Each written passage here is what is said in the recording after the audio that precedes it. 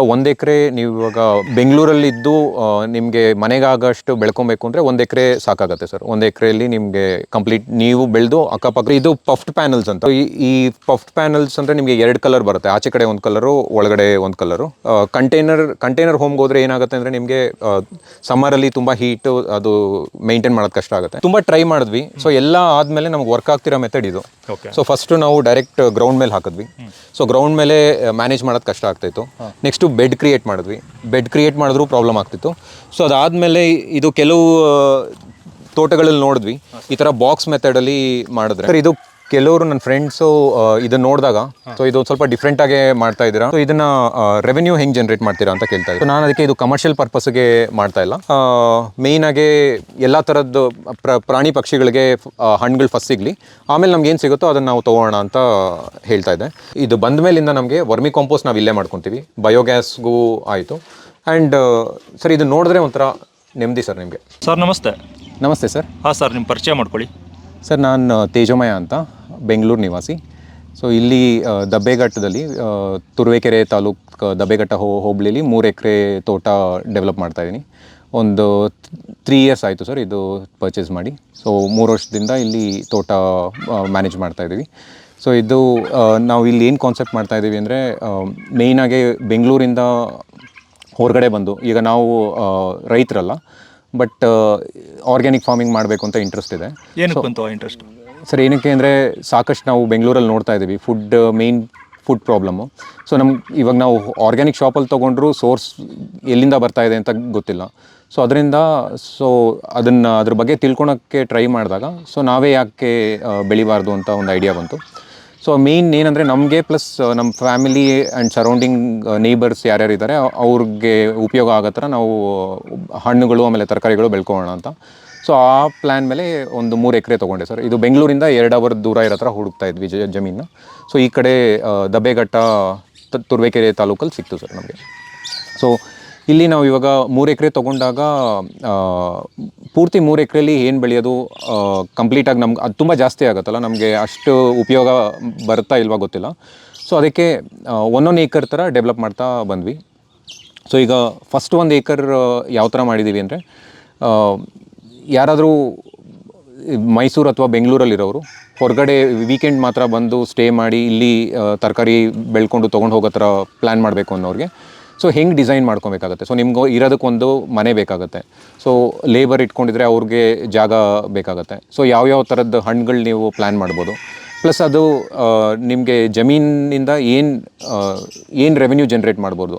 ಅಂದರೆ ನೀವು ಇನ್ಕಮ್ ಥರ ಎಕ್ಸ್ಪೆಕ್ಟ್ ಮಾಡ್ತಿಲ್ಲ ಅಂದ್ರೂ ಆ ಫಾರ್ಮ್ ನಡೆಸೋದಕ್ಕೆ ಎಷ್ಟು ದುಡ್ಡು ಬೇಕಾಗುತ್ತೋ ಅಷ್ಟೊಂದು ದುಡಿಬೋದಾ ಈ ಜಮೀನು, ಅದಕ್ಕೆ ಹೆಂಗೆ ಪ್ಲ್ಯಾನ್ ಮಾಡ್ಬೋದು, ಅದನ್ನು ಒಂದು ಡೆಮೋ 1 ಏಕರ್ ಡೆಮೋ ಥರ ಮಾಡಿದ್ದೀನಿ ಸರ್. ಸೊ ಇನ್ನೊಂದು 1 ಏಕರಲ್ಲಿ ನಾವು ಪಪ್ಪಾಯ ಆಮೇಲೆ ಬಾಳೆಹಣ್ಣು ಹಾಕ್ಕೊಂಡಿದ್ದೀವಿ. ಆಮೇಲೆ 1 ಏಕರು ಫುಡ್ ಫಾರೆಸ್ಟ್ ಥರ ಮಾಡೋಣ ಅಂತ ಕಾಡು ಮರಗಳು ಹಾಕಿದ್ದೀವಿ. ಆಮೇಲೆ ತೆಂಗಿನ ಜಿಗ್ಜ್ಯಾಕ್ ಫಾರ್ಮ್ಯಾಟಲ್ಲಿ ಹಾಕಿದ್ದೀವಿ. ಸೊ ಅದು ತುಂಬ ತಿಕ್ಕಾಗೆ ಪರ್ಮಾಕಲ್ಚರ್ ಥರ ಮಾಡ್ತಾಯಿದ್ದೀವಿ ಸರ್. ಸೊ ಇದು 3 ಏಕರ್ಸ್ ಪ್ಲಾಟ್ ನಮ್ಮದು. ಅಂದರೆ ನೀವು 3 ವರ್ಷ ಆಯಿತು ತೊಗೊಂಡ್ರೆ? 3 ವರ್ಷ ಆಯಿತು ಸರ್. ಓಕೆ, 3 ಎಕರೆ ಜಾಗ. ಇದನ್ನು ತೊಗೋಬೇಕು ಅಂತ ನಿಮಗೆ ಹೆಂಗೆ ಅನ್ನಿಸ್ತು? ಈಗ ಯಾರು ಹೇಳಿದ್ರು ಈ ಜಾಗ ತೊಗೊಳ್ಳಿ ಅಂತ? ಸರ್ ಈಗ ನಾನು 2019ನಲ್ಲಿ ನಿಮ್ಮದು ಕೃಷಿ ಬದುಕು ಚಾನಲ್ ಫಾಲೋ ಮಾಡ್ತಾಯಿದ್ದೆ. ಸೊ ಅದರಲ್ಲಿ ಸುಮಾರು ವೀಡಿಯೋಸ್ ನೋಡಿದೆ. ಅದರಲ್ಲಿ ತುಂಬ ಜನ ಹೊರಗಡೆಯಿಂದ ಬಂದು ಮಾಡ್ತಾಯಿದ್ರು, ಅಂದರೆ ಮೈಸೂರಿಂದ ಬಂದವರು ತುಂಬ ಜನ ಇದ್ದರು. ಸೊ ಆ ಥರ, ಯಾಕೆಂದರೆ ನಾವು ಫಾರ್ಮಿಂಗ್ ಬ್ಯಾಕ್ಗ್ರೌಂಡ್ ಇಲ್ಲದೆ ಇರೋದ್ರಿಂದ ಇದು ಮಾಡ್ಬೋದಾ ಇಲ್ವಾ ಅನ್ನೋದು ಒಂದು ಡೌಟ್ ಇತ್ತು. ಸೊ ಯಾವಾಗ ನಾನು ಈ ಥರ ಚಾನಲ್ ಬೇರೆ ಬೇರೆ ವೀಡಿಯೋಸ್ ನೋಡಿದ್ನೋ ಸೊ ಆವಾಗಿಂದ ಕೆಲವರು ರೈತರ ಜೊತೆ ಮಾತಾಡಿ ಸೊ ಹೆಂಗೆ ಬೆಳಿಬೋದು ಅಂತ ತಿಳ್ಕೊಂಡು ಸೊ ನನಗೆ ಅದು ಕಂಪ್ಲೀಟಾಗಿ ಅರ್ಥ ಮಾಡ್ಕೊಳೋದಕ್ಕೆ ಒಂದು 2022ವರೆಗೂ ಬೇರೆ ಬೇರೆ ಫಾರ್ಮ್ಸ್ ವಿಸಿಟ್ ಮಾಡಿ ಅರ್ಥ ಮಾಡ್ಕೊಂಡೆ ಸರ್. ಸೊ ಅದಾದಮೇಲೆ ಮೇಯ್ನ್ ಪ್ರಾಬ್ಲಮ್ ಏನಂದರೆ ತುಂಬ ದೂರ ಇವಾಗ ನಾವು ತೊಗೊಂಡ್ರೆ ಬೆಂಗಳೂರಿಂದ ಪ್ರತಿ ವಾರ ಬರೋದಕ್ಕಾಗತ್ತಾ ಇಲ್ವಾ. ಸೊ ನಾವು ಈ ಕಡೆ ಸಕಲೇಶ್ಪುರ ಆದರೂ ಶಿವಮೊಗ್ಗ ಆಗಲಿ ಅಲ್ಲಿ ತೊಗೊಂಡ್ರೆ ಸೊ ಓಡಾಡೋದು ಕಷ್ಟ ಆಗುತ್ತೆ. ಸೊ ನಾನು 1 ಅವರ್ ಅಥವಾ 2 ಅವರ್ಸ್ ಡಿಸ್ಟೆನ್ಸಲ್ಲಿರೋ ಅಂಥ ಜಾಗ ನೋಡ್ತಾ ಇದ್ದೆ. ಮೇಯ್ನಾಗಿ ನಮಗೆ ನೀರ್ದು ಪ್ರಾಬ್ಲಮ್ ಇಲ್ಲದೆ, ಅನಿಮಲ್ಸ್ಗಳದ್ದು ಪ್ರಾಬ್ಲಮ್ ಇಲ್ಲದೆ ಇರೋದು, ಅಂದರೆ ಇದು ಕಾಡಂದಿ ಆಗಲಿ ಅಥವಾ ಆನೆ ಆಗಲಿ ಆ ಥರ ಪ್ರಾಬ್ಲಮ್ ಇಲ್ಲದೆ ಇರೋಂಥ ಜಮೀನನ್ನ ಹುಡುಕ್ತಾ ಇದ್ದಾಗ ಇದು ಸಿಕ್ತು ಸರ್. ಸೊ ಆವಾಗ ಸ್ಟಾರ್ಟ್ ಮಾಡಿದ್ದು. ಓಕೆ, ನೀವು ಅವಾಗ ಎಷ್ಟು ಕೊಟ್ರಿ ಸರ್ ಈ ಒಂದು ಭೂಮಿಗೆ? ಸರ್ ಆಗ ಒಂದು ಎಕರೆಗೆ ಹತ್ತತ್ರ ಒಂದು 30 ಲಕ್ಷ ಆಯಿತು ಸರ್ ಆವಾಗ, ಆ ಟೈಮಲ್ಲಿ. ಅಂದರೆ ಇದು ನಮಗೆ ರೋಡ್ ಆ್ಯಕ್ಸಸ್ ಡೈರೆಕ್ಟ್ ಇದೆ. ಸೊ ಆಲ್ರೆಡಿ ಟ್ರಾನ್ಸ್ಫಾರ್ಮರ್ ಇತ್ತು, 2 ಬೋರ್ ಇತ್ತು. ಸೊ ಅದೆಲ್ಲ ಇರೋದ್ರಿಂದ ಆ ಪ್ರೈಸ್ ಆಯಿತು ಸರ್. ಓಕೆ, ಈ ಜಾಗ ಅವಾಗ ಫೆನ್ಸಿಂಗ್ ಎಲ್ಲ ಹಾಕಿದ್ರಾ ಇಲ್ಲ ನೀವು ಫೆನ್ಸಿಂಗ್ ಹಾಕೊಂಡು? ಸರ್ ಫೆನ್ಸಿಂಗ್ ಎಲ್ಲ ಆಗಿತ್ತು ಸರ್. ಓಕೆ. ಏನೂ ಇರಲಿಲ್ಲ ಒಳಗಡೆ, full plane land sir. Plane land. Sir ಇದು ನಮ್ಮದು ನೀವು ಜಮೀನು ನೋಡಿದ್ರೆ ಇಲ್ಲಿ ನೀವು ಆ ಕಡೆ ಅಬ್ಸರ್ವ್ ಮಾಡ್ತಾ ಇದ್ರೆ ಕಲ್ಲು ಸರ್, ಇದು ಕಂಪ್ಲೀಟ್ ಕಲ್ಲಿದ್ದ ಜಾಗ. ಮುಂಚೆ ಇಲ್ಲಿ ನಾರ್ ಫ್ಯಾಕ್ಟ್ರಿ ಇತ್ತು. ಸೊ ನಾರ್ ಫ್ಯಾಕ್ಟ್ರಿ ಇದ್ದಾಗ ಇಲ್ಲಿ ಇದು ಅಗ್ರಿಕಲ್ಚರ್ಗೆ ಸೂಟಬಲ್ ಲ್ಯಾಂಡ್ ಅಲ್ಲ ಅಂತ ಹೇಳ್ತಿದ್ರು. ಬಟ್ ನಾನೇನಂದರೆ ಟೆರೆಸ್ ಮೇಲೆ ಮರಗಳು ಬೆಳೆದಿರೋದನ್ನು ನೋಡಿದ್ದೆ. ಸೊ ಭೂಮಿ ನಾವು ರೆಡಿ ಮಾಡ್ಕೊಬೋದು. ಸೊ ಅದು ನಮ್ಮ ಕಂಟ್ರೋಲ್ ಇದೆ, ಭೂಮಿ ನಮ್ಗೆ ಹೆಂಗೆ ಬೇಕೋ ಹಂಗೆ ರೆಡಿ ಮಾಡ್ಕೊಬೋದು ಅಂತ. ಸೊ ಆ ಧೈರ್ಯದ ಮೇಲೆ ತೊಗೊಂಡ್ವಿ. ಬಟ್ ಚೆನ್ನಾಗಾಯಿತು ಸರ್. ಅಂದರೆ ಇವಾಗ ನಾವು ರಿಸಲ್ಟ್ಸ್ ನೋಡ್ತಾ ಇದ್ದೀವಿ. ಹೇಗೆ ರೆಡಿ ಮಾಡ್ಕೊಂಡ್ರಿ ಭೂಮಿ ಸರ್? ಈಗ ಅಗೇನ್ ನಾನು ಹೇಳ್ದಂಗೆ ಸುಮಾರು ತೋಟಗಳನ್ನ ನೋಡಿದೆ. ಸೊ ತುಂಬ ಜನ ಮೆಂಟರ್ಸ್ ಇದ್ದಾರೆ. ಸೊ ಅವ್ರು ಹೇಳ್ದಂಗೆ ಸೊ ಫಸ್ಟು ನೀವೇನಂದರೆ ಇದು ಕ್ಲೈಮೇಟ್ ರೆಡಿ ಮಾಡ್ಕೊಳ್ಳಿ, ಆಮೇಲೆ ನಿಮ್ದು ಹಣ್ಣು ಗಿಡ ಹಾಕ್ತೀರಾ ಏನು ಹಾಕ್ತೀರಾ ಅದನ್ನು ಮುಂಚೆ ಆಮೇಲೆ ಪ್ಲ್ಯಾನ್ ಮಾಡ್ಕೊಬೋದು ಅಂತ ಹೇಳ್ತಿದ್ರು. ಸೊ ಅದರಿಂದ ನಾವು ಒಂದು ಲೈನ್ ಅಗಸೆ, ಒಂದು ಲೈನ್ ಗಿಲಿಸೀಡಿಯಾ, ಇನ್ನೊಂದು ಲೈನ್ ಮೌರಿಂಗ ಫಸ್ಟ್ ಹಾಕೊಂಡ್ರಿ. ಮೌರಿಂಗ್ ಅಂದರೆ ನುಗ್ಗೆ ಗಿಡಗಳನ್ನ ಹಾಕೊಂಡ್ವಿ. ಅದನ್ನ ಹಾಕೊಳ್ಳೋಕ್ಕೂ ಮುಂಚೆನೂ ಭೂಮಿ ರೆಡಿ ಮಾಡ್ಕೊಂಡಿಲ್ವಾ ಬೇರೆ? ಸರ್ ಭೂಮಿ ರೆಡಿ ಮಾಡ್ಕೊಳೋದಂದರೆ ನಾವು 6 ತಿಂಗಳು ರೆಡಿ ಮಾಡ್ಕೊಂಡ್ವಿ ಸರ್. 2 ಸಲ ಹಸಿರೆಲೆ ಗೊಬ್ಬರ, ಅದನ್ನು ಎಲ್ಲ ಥರದ ಕಾಳುಗಳು ಅದನ್ನು ಹಾಕಿ ಒಂದು 45 ಡೇಸ್ ಆದಮೇಲೆ ಟಿಲ್ ಮಾಡಿದ್ವಿ. ಸೊ ಆ ಥರ 2 to 3 ಟೈಮ್ಸ್ ಮಾಡಿದ್ವಿ. ಸೊ ಅದು ಮಾಡಾದಮೇಲೆ ನೆಕ್ಸ್ಟು ಲೈನ್ಸ್ಗಳು, ಡ್ರಿಪ್ ಲೈನ್ಸ್ಗಳು ಕ್ರಿಯೇಟ್ ಮಾಡಿಕೊಂಡು ಈ ಅಗಸೆ, ಆಮೇಲೆ ಅಂದರೆ ನಮಗೆ ನೈಟ್ರೋಜನ್ ಫಿಕ್ಸಿಂಗ್ ಯಾವ್ದ್ಯಾವ ಮರಗಳು ಬೇಕಾಗುತ್ತೋ ಅದನ್ನು ಫಸ್ಟು ರೆಡಿ ಮಾಡ್ಕೊಂಡ್ವಿ. ಓಕೆ. ಸೊ ಅದನ್ನು ರೆಡಿ ಮಾಡಿಕೊಂಡು ಆಮೇಲೆ ನಮ್ಮದು ಕಾನ್ಸೆಪ್ಟ್ ಡೈವರ್ಸಿಟಿ, ಅಂದರೆ ಎಲ್ಲ ಥರದ ಹಣ್ಣುಗಳು ಬೆಳಿಬೇಕು ಅಂತ ಈ ಪ್ಲ್ಯಾನ್ ಇದ್ದಿದ್ದರಿಂದ ಸೊ ನಾವು ಹಣ್ಣನ್ನು ಫೋಕಸ್ ಮಾಡಿದ್ವಿ. 10 ಅಡಿಗೆ 6 ಅಡಿಗೆ ಒಂದೊಂದು ಹಣ್ಣು ಗಿಡಗಳನ್ನ ಹಾಕೊಂಡು ಹೋಗಿದ್ದೀವಿ. ಈಗ ಈ ಒಂದು ಎಕರೆಯಲ್ಲಿ ನಾವು ಏನನ್ನು ನೋಡ್ಬೋದು? ಹಾಂ, ಹೊಸದಾಗಿ ಭೂಮಿ ತೆಗೆದುಕೊಳ್ಳೋರು ಹೌದು, ಯಾವ ರೀತಿ ಮಾಡಬೇಕು? ಹಾಂ ಸರ್. ಈಗ 1 ಎಕರೆ ನೀವು ಇವಾಗ ಬೆಂಗಳೂರಲ್ಲಿದ್ದು ನಿಮಗೆ ಮನೆಗಾಗಷ್ಟು ಬೆಳ್ಕೊಬೇಕು ಅಂದರೆ 1 ಎಕರೆ ಸಾಕಾಗುತ್ತೆ ಸರ್. 1 ಎಕರೆಯಲ್ಲಿ ನಿಮಗೆ ಕಂಪ್ಲೀಟ್ ನೀವು ಬೆಳೆದು ಅಕ್ಕಪಕ್ಕದವ್ರಿಗೂ ಪ್ರೊಡ್ಯೂಸ್ ಕೊಡ್ಬೋದು. ಸೊ ಅದಕ್ಕೆ ನಿಮಗೆ ಫಸ್ಟು ಏನು ಬೇಕಾಗುತ್ತೆ, ನೀವು ಉಳ್ಕೊಳೋದಕ್ಕೆ ಒಂದು ಜಾಗ ಮಾಡ್ಕೊಬೇಕಾಗುತ್ತೆ. ಯಾಕೆಂದರೆ ಪ್ರತಿ ವಾರ ನೀವು ಬರಬೇಕಾಗುತ್ತೆ. ಇನ್ವಾಲ್ವ್ಮೆಂಟ್ ಪ್ರತಿ ವಾರ ಇಲ್ಲ ಅಂದರೆ ತುಂಬ ಕಷ್ಟ ಸರ್. ಅದು ತಿಂಗ್ಳಿಗೊಂದ್ಸಲಿ ಬಂದು ಮಾಡ್ತೀವಿ ಅದೆಲ್ಲ ಆಗಲ್ಲ. ಮಿನಿಮಮ್ ವೀಕ್ಲಿ ಒನ್ಸ್ ಬರಬೇಕಾಗುತ್ತೆ. ಸೊ ಅದಕ್ಕೆ ನಿಮಗೆ ಫಸ್ಟ್ ಬೇಕಾಗೋದು ಉಳ್ಕೊಳೋದಕ್ಕೆ ಜಾಗ. ಸೊ ನಾವೇನು ಮಾಡಿದ್ದೀವಿ ಇಲ್ಲಿ, ಈಗ ನೀವು ನೋಡಿದ್ರೆ ಇದೊಂದು 4 ಕುಂಟೆ ಜಾಗ. ಸೊ ಒಂದು 4,000 ಚದರಡಿ ಅಂದ್ಕೊಳ್ಳಿ. ಸೊ ಇಲ್ಲಿ ನಮಗೆ ಉಳ್ಕೊಳೋದಕ್ಕೆ ಚಿಕ್ಕದಾಗಿ ಒಂದು room with kitchen, attach bathroom ಮಾಡ್ಕೊಂಡಿದ್ದೀವಿ. Okay sir. ಏನು ಈ ಥರ ಮನೆ ಕಟ್ಬಿಟ್ಟಿದ್ದೀರಾ ಇಲ್ಲಿ ಚಿಕ್ಕದಾಗಿ ಒಂದು ರೂಮು? ಹಾಂ ಸರ್. ಸೊ ಇದು ನಮಗೆ ಒಂದು ವಾರದಲ್ಲಿ ಮನೆ ರೆಡಿ ಆಗಬೇಕಿತ್ತು ಸರ್. ಯಾವ ಥರ ಇದು ಮಾಡಿದ್ದು ಸರ್? ಇದು ಪಫ್ಡ್ ಪ್ಯಾನಲ್ಸ್ ಅಂತ. ಸೊ ಈ ಪಫ್ಡ್ ಪ್ಯಾನಲ್ಸ್ ಅಂದರೆ ನಿಮಗೆ 2 ಕಲರ್ ಬರುತ್ತೆ. ಆಚೆ ಕಡೆ ಒಂದು ಕಲರು, ಒಳಗಡೆ ಒಂದು ಕಲರು. ಕಂಟೈನರ್ ಹೋಮ್ಗೆ ಹೋದರೆ ಏನಾಗುತ್ತೆ ಅಂದರೆ ನಿಮಗೆ ಸಮ್ಮರಲ್ಲಿ ತುಂಬ ಹೀಟು, ಅದು ಮೇಂಟೈನ್ ಮಾಡೋದು ಕಷ್ಟ ಆಗುತ್ತೆ. ಸೊ ಇದು ಪಫ್ ಪ್ಯಾನಲ್ಲು ಮ್ಯಾನೇಜ್ ಮಾಡ್ಬೋದು, ಅಷ್ಟು ಟೆಂಪ್ರೇಚರ್ ಇನ್ಕ್ರೀಸ್ ಆಗಲ್ಲ ಒಳಗೆ. ಸೊ ಅದರಿಂದ ಈ ಶೆಲ್ನ ನಾನು ಜೈಪುರಲ್ಲಿ ತರಿಸಿದೆ, ಡಬಲ್ ಕಲರ್ ಇರೋದು, ಇನ್ಸೈಡ್ ಒಂದು ಬ್ಯಾಕ್ ಸೈಡ್ ಔಟ್. ಸೊ ಇವಾಗ ನಿಮಗೆ ಬೆಂಗಳೂರಲ್ಲೂ ಸಿಗುತ್ತೆ, ಬಟ್ ಆ ಟೈಮಲ್ಲಿ ನಮ್ಗೆ ಅಷ್ಟು ಆಪ್ಷನ್ಸ್ ಇರಲಿಲ್ಲ. ಸೊ ಅದನ್ನು ತಂದು ಕೆಳಗಡೆ ಒಂದು ಪ್ಲ್ಯಾಟ್ಫಾರ್ಮ್ ಮಾಡ್ಕೊಬೇಕಾಗತ್ತೆ, ನಾರ್ಮಲ್ ಪ್ಲ್ಯಾಟ್ಫಾರ್ಮು.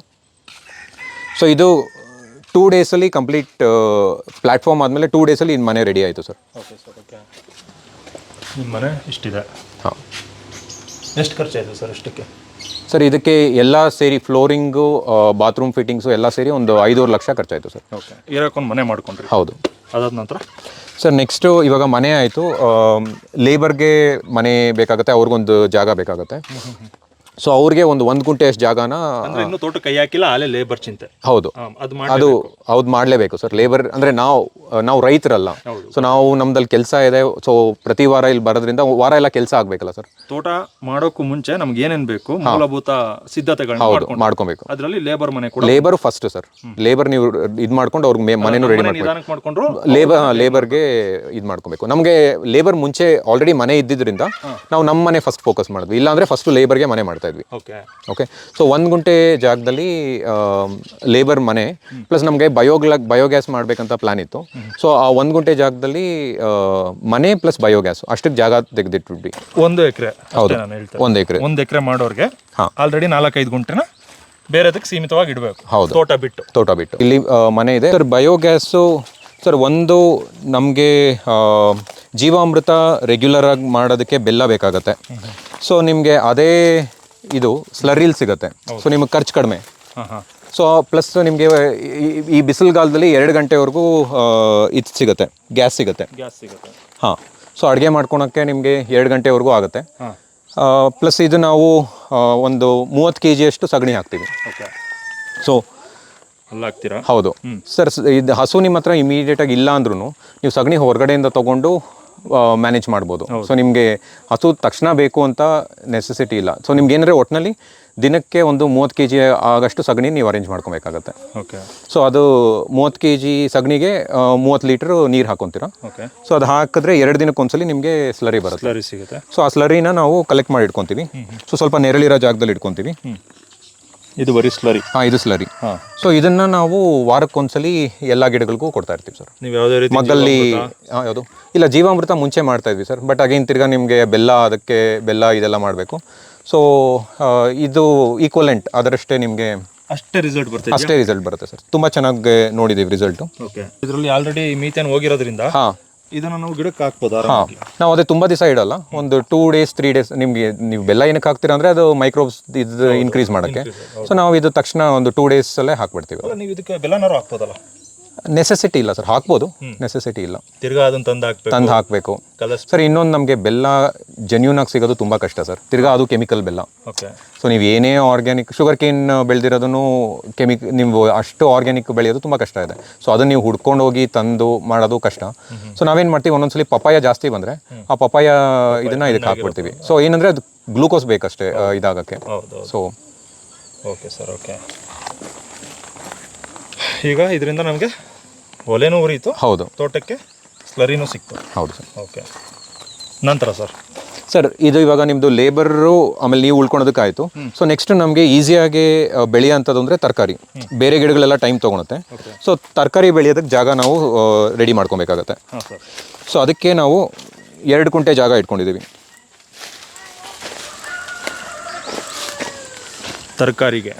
ಓಕೆ.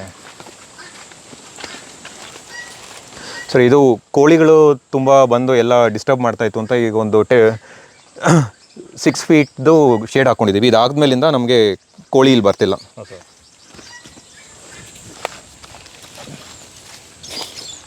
ಇದು ಅವಾಗಿಂದನೂ ಮಾಡ್ತಾಯಿದ್ದೀರಾ ತರಕಾರಿ ಬೆಳೆ? ಸರ್ ತುಂಬ ಟ್ರೈ ಮಾಡಿದ್ವಿ. ಸೊ ಎಲ್ಲ ಆದಮೇಲೆ ನಮ್ಗೆ ವರ್ಕ್ ಆಗ್ತಿರೋ ಮೆಥಡ್ ಇದು. ಸೊ ಫಸ್ಟು ನಾವು ಡೈರೆಕ್ಟ್ ಗ್ರೌಂಡ್ ಮೇಲೆ ಹಾಕಿದ್ವಿ.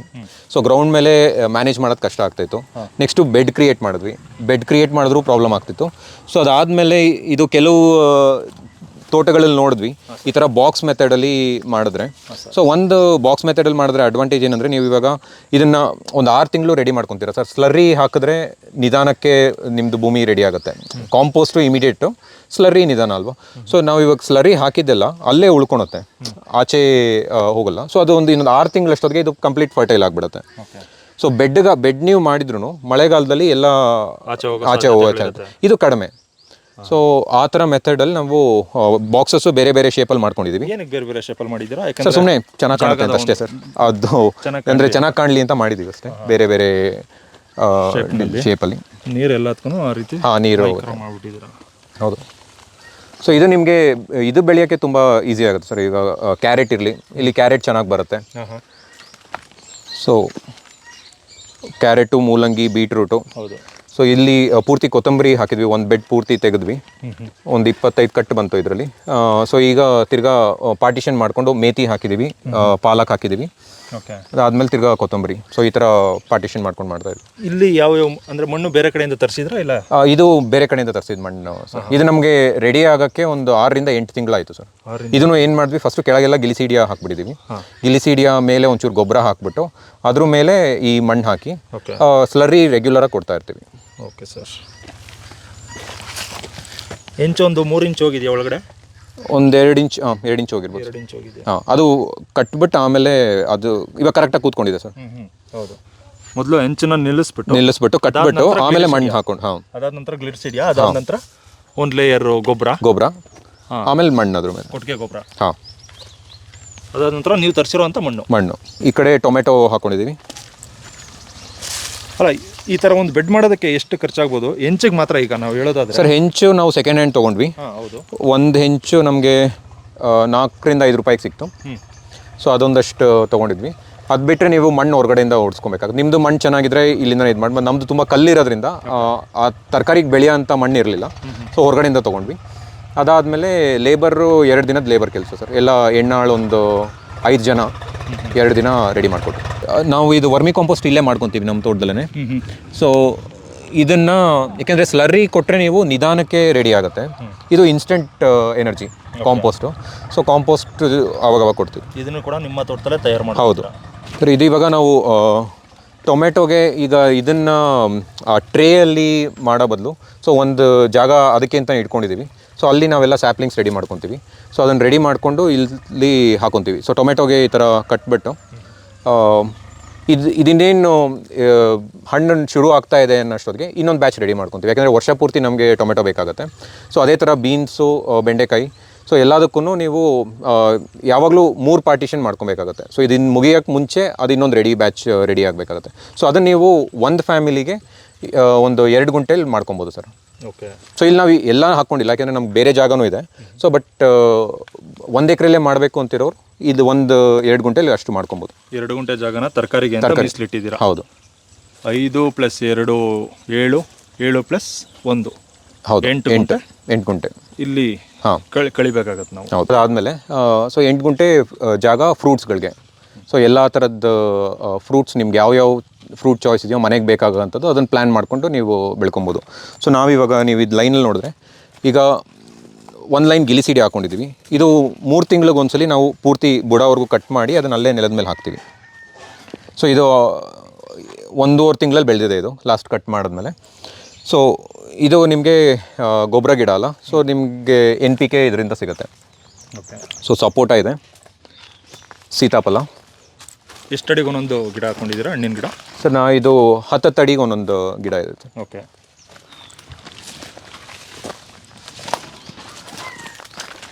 ಇದು ಸೀತಾಫಲ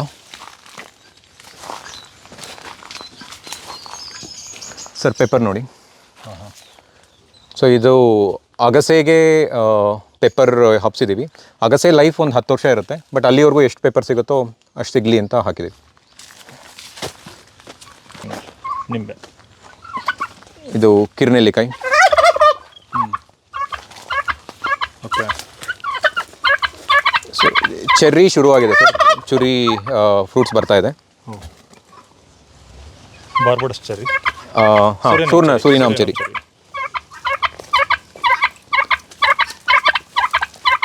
ಇದು ಸ್ಟಾರ್ ಫ್ರೂಟು.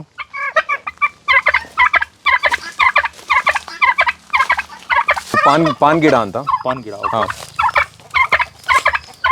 ಮಾವು.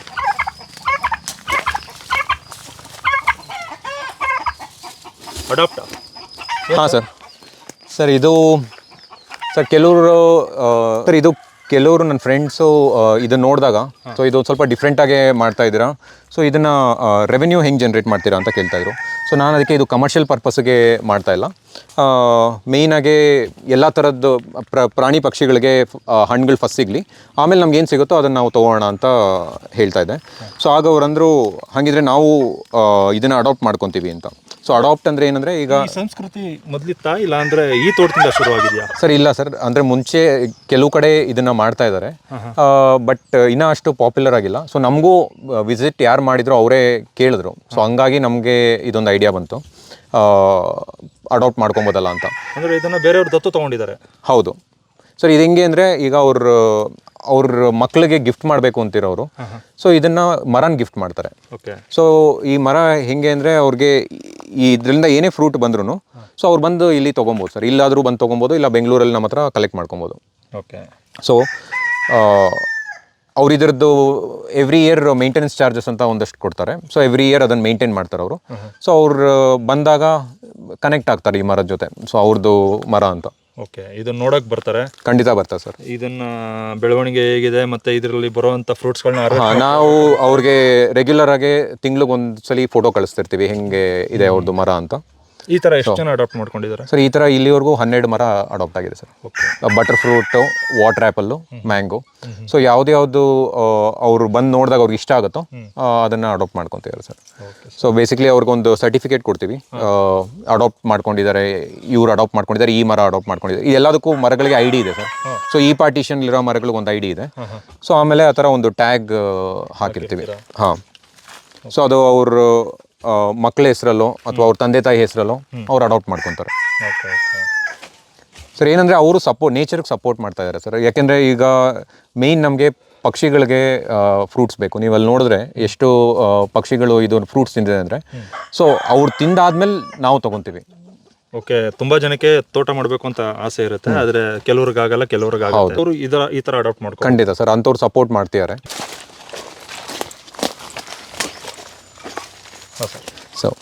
ಸೊ ಇಲ್ಲಿ ಬಟರ್ ಫ್ರೂಟು, ಅಲ್ಲೊಂದು ವಾಟರ್ ಆಪಲ್, ಅಲ್ಲಿ ವಾಟರ್ ಆ್ಯಪಲ್ಲು, ತಿರ್ಗಾ ಇನ್ನೊಂದು ಬಟರ್ ಫ್ರೂಟು. ಸೊ ಇದು ಮೂರನ್ನು ಅಡಾಪ್ಟ್ ಮಾಡ್ಕೊಂಡಿದ್ದಾರೆ. ಅವರು ಹಣ್ಣೆಲ್ಲ ಅವ್ರಿಗೆನಾ? ಹಾಂ, ಅವರು ಸರ್ ಕೆಲವರು ಹಣ್ಣು ತೊಗೊತೀನಿ ಅಂತಾರೆ, ಇನ್ನು ಕೆಲವರು ಪರವಾಗಿಲ್ಲ ಪಕ್ಷಿಗಳಿಗೆ ಬಿಟ್ಬಿಡಿ ಅಂತ. ಸೊ ಅಂದರೆ ಅವ್ರದ್ದು ಇಂಟೆನ್ಷನ್ ಇದರಿಂದ ಹಣ್ಣು ತೊಗೊಬೇಕು ಅಂತಲ್ಲ, ನೇಚರ್ ಈ ಇಕೋಸಿಸ್ಟಮ್ ಸಪೋರ್ಟ್ ಮಾಡಬೇಕು ಅಂತ. ಓಕೆ. ಸೊ ಅವ್ರಿಗೆ ಬೇಕು ಅಂದರೆ ನಾವು ಬೆಂಗಳೂರಲ್ಲಿ ಕೊಡ್ತೀವಿ, ಇಲ್ಲಾಂದರೆ ಅವ್ರು ಬಂದಾಗ ತೊಗೊಂಡು ಹೋಗ್ತಾರೆ. ಇದೆಲ್ಲ ಇನ್ನೊಂದು ವರ್ಷದಲ್ಲಿ ನಮಗೆ ಹಣ್ಣುಗಳು ಬರೋಕ್ಕೆ ಶುರು ಆಗುತ್ತೆ. ಈ ಕಾಡು ಬದನೆ ಎಲ್ಲ ಬೇಕು ಅಂತ ಹಾಕಿದ್ದ, ಇಲ್ಲ ಅದೇ ಬಂದಿರೋದು? ಒಂದೆರಡು ನಾವು ಹಾಕಿದ್ವಿ, ಇನ್ನು ಮಿಕ್ಕಿದ್ದು ಅದಾಗದೇ ಬರ್ತಾ ಇದೆ ಸರ್. ಓಕೆ.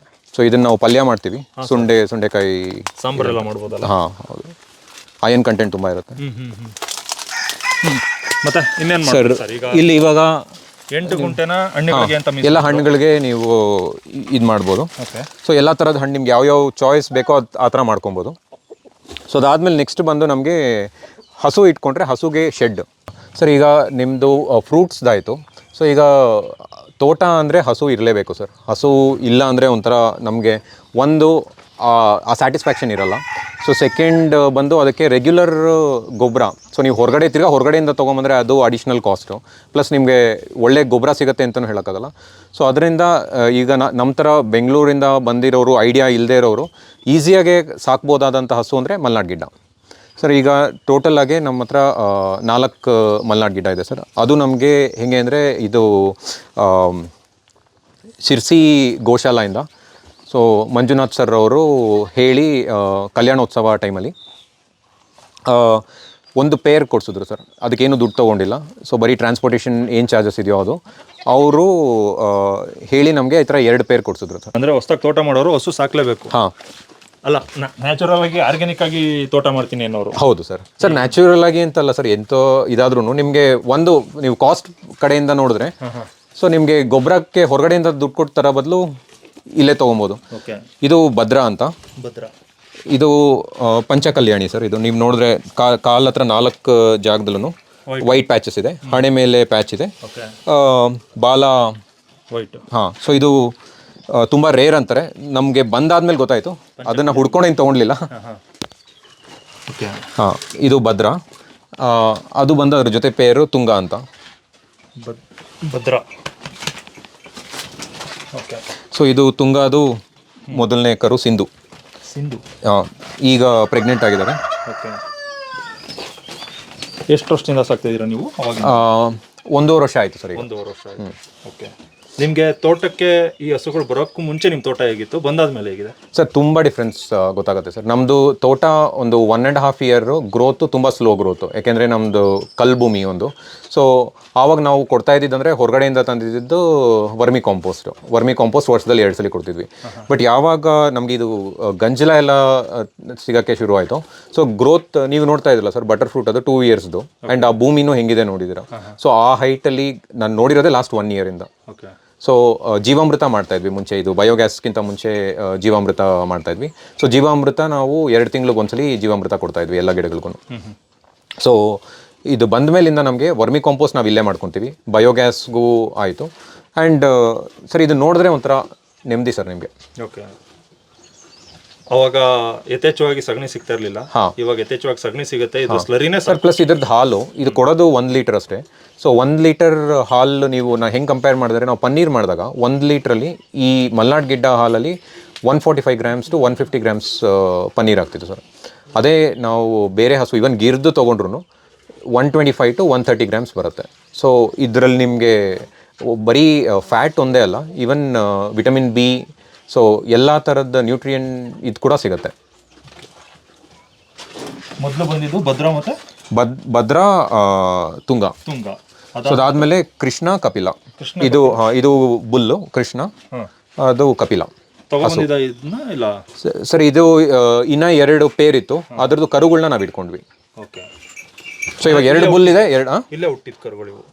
ಹುಟ್ಟಿದ್ದಲ್ಲ ಇದ್ರ ಒಂದು ಪೇರ್ ಬಂತಲ್ಲ ಅದ್ರ ಜೊತೆ ಕರು ಬಂತಲ್ಲ ಅದ್ರ ಕರು ನಾವು ಇಟ್ಕೊಂಡಿದ್ವಿ.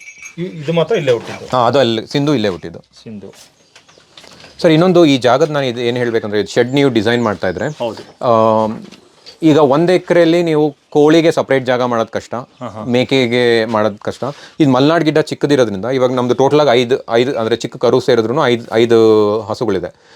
ಸೊ ಅದ್ರ ಜೊತೆ ಇಲ್ಲಿ 25 ಕೋಳಿಗಳು ಇರುತ್ತೆ. ಸೊ ಸಾಯಂಕಾಲ ಆದರೆ ಇಲ್ಲಿ ಇವಾಗ ನಿಮ್ಗೆ ಇದು ಕಾಣಿಸ್ತಾ ಇದೆಯಲ್ಲ, ಸೊ ಇದ್ರ ಮೇಲೆ ಕೋಳಿಗಳು ಬಂದು ಕೂತ್ಕೊಳುತ್ತೆ. ಸೊ ಇದೇ ಥರ ಅಲ್ಲೊಂದು ಪಾರ್ಟಿಷನ್ ಮಾಡಿದ್ದೀವಿ. ಸೊ ಕೋಳಿಗೆ ನಾವು ಸಪ್ರೇಟಾಗಿ ಜಾಗ ಮಾಡಿಲ್ಲ. ಆ್ಯಂಡ್ ಇಲ್ಲಿ ನಾವು ಕಂಪ್ಲೀಟಾಗಿ ಏನಕ್ಕೆ ಕವರ್ ಮಾಡಿದ್ದೀವಿ ಅಂದರೆ ಇಲ್ಲಿ ಚಿರತೆ ಕಾಟ ಇರೋದ್ರಿಂದ, ಇಲ್ಲಾಂದರೆ ನಾವು ಫುಲ್ ವೆಂಟಿಲೇಟೆಡ್ ಆಗಿ ಬಿಟ್ಬಿಡ್ತಿದ್ವಿ ಕೆಳಗೆ ಮಾತ್ರ ಇದು ಮಾಡಿಬಿಟ್ಟು.